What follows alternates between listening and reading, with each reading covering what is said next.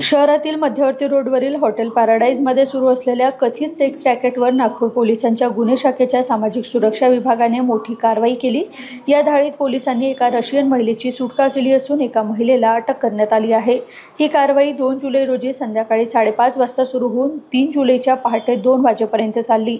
संबंधित रॅकेट हॉटेलच्या 4थ्या मजल्यावर रूम क्रमांक 403 मध्ये सुरू होते अशी माहिती समोर आली आहे। या प्रकरणी तहसील पोलीस ठाण्यात भारतीय न्यायदंड संहिता कलम 143 अनुसार गुन्हा नोंदवण्यात आला असून रश्मी आनंद खत्री 49 वर्ष हिला अटक करण्यात आली आहे। या रॅकेटचा मुख्य सूत्रधार कृष्णकुमार उर्फ राधे देशराज हा अद्याप फरार असून त्याचा शोध पोलीस घेत आहे। या कारवाईत पोलिसांनी एकूण 39,000चा मुद्देमाल जप्त केला आहे।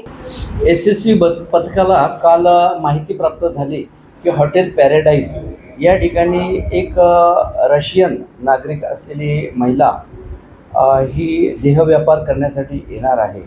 त्या अनुषंगाने आम्ही त्या ठिकाणी पंटार 2 महिला पंचासमक्ष त्या ठिकाणी पाठवला आणि खात्री केली असता त्या ठिकाणी उपलब्ध पंटारला एक रशियन महिला उझबेकिस्तान येथील महिला उपलब्ध करून देण्यात आली। त्या पीडितेची आम्ही त्या ठिकाणी सुटका करून तिला सुधारगृहात रवाना केले। तसेच तिला देहव्यापारासाठी त्या हॉटेलमध्ये येण्यासाठी प्रवृत्त केले। तो आरोपी सध्या दिल्लीचा आहे कृष्णकुमार देवराज।